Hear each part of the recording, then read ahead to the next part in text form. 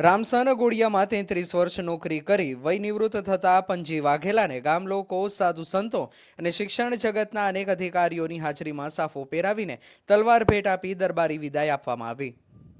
રામસન ગોળિયાના શાળામાં સતત 22 વર્ષ સેવા આપી ટોટલ 32 વર્ષ નોકરી પૂર્ણ કરી પંજી વાઘેલાનો આજે વિદાય સમારંભ યોજવામાં આવ્યો, જેમાં મોટી સંખ્યામાં ગામ લોકો, સાધુ સંતો અને શિક્ષણ જગતના અધિકારીઓ હાજર રહ્યા છે।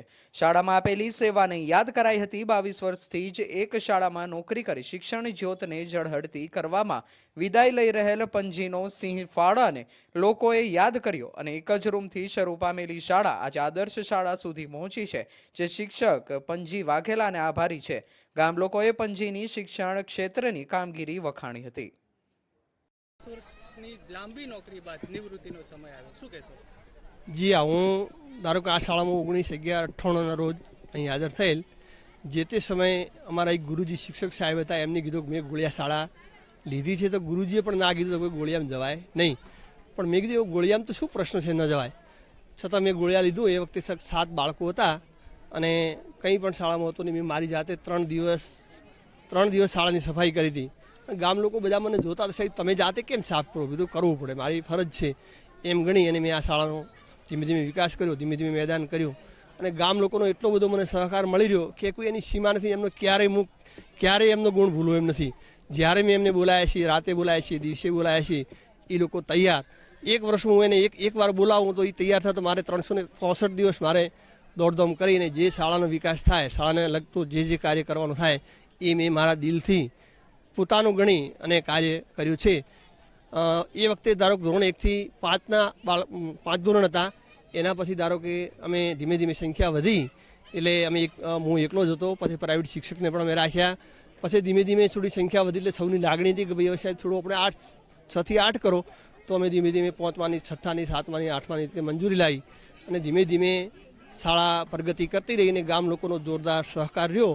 અને જે તે સમયે ધારો કે જિલ્લા પંચાયતમાં ભરતી થતી તો મારા જે મિત્રો હોય અથવા જે ઓળખીતા હોય એમની પાસે રહી અને હું મારા વિશે કહી અને એ લોકોને હું પસંદ કરાવતો અને એવા શિક્ષકો ધારો કે 25 વર્ષ ધારો કે નોકરી કરી અને ધારો કે બીજે બદલી કરીને ગયેલા છે।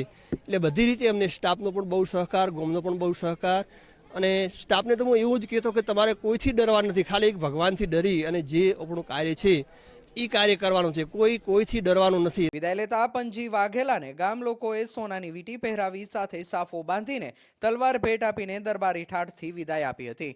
શાળાથી ઘર સુધી ઘોડા પર બેસાડીને વરઘોડો નીકળીને જાજરમાન વિદાયના દ્રશ્યો સામે આવ્યા હતા। બાળકોની નમ આંખો જ બતાવી રહી હતી કે વિદાય લેનાર શિક્ષક પંજી વાઘેલા પ્રિય ગુરુ હતા। સ્ટાફે પણ પંજી વાઘેલાને ગોલ્ડ કોઈન આપીને ઉષ્માસભર વિદાય આપી હતી। વિદાય લઈ રહેલા પંજી વાઘેલાને લોકોએ બાકીનું જીવન સુખ, શાંતિમય, સામાજિક અને શિક્ષણ જગતમાં ઉપયોગી બની રહે એવી અપેક્ષા સાથે ઉષ્માસભર વિદાય આપી હતી। આજ રોજ રામસણ ગોળિયા અનુપમ શાળામાં મુખ્ય શિક્ષક તરીકે ફરજ બજાવેલ અને 26 વર્ષ સુધી આ શાળામાં સતત નોકરી કરેલ એવા ગામના વતની, ગામના શિક્ષક અને ગામમાંથી ગામનો અને શાળાનો અને બાળકોનો પૂરો વિકાસ થાય એ બાબતમાં પૂરતું ધ્યાન રાખી 26 વર્ષ સુધી સતત ગામના સ્ટાફના સહયોગથી આ શાળાને એક અનુપમ શાળા બનાવવા માટેનો જે કાર્ય કરેલ છે એવા અમારા આદરણીય પંજીભાઈ જુડજી વાઘેલા સાહેબ રામસણના એ આજે નિવૃત્તિ લઈ રહ્યા છે। એમને નિવૃત્તિ થઈ છે, વય નિવૃત્તિ થઈ છે। એના ભાગરૂપે આજે ગ્રામજનોએ એમના માટે સન્માન સમારંભ રાખેલ છે અને સાહેબનું સન્માન કરેલ છે અને સાહેબને ખૂબ જ ભાવપૂર્વક આ શાળામાંથી નિવૃત્તિ આપેલ છે અને એમનું પાછલું જીવન પણ અતિ સુખદાયક બની રહે તે માટે સર્વ ગ્રામજનો પ્રાર્થના કરે છે।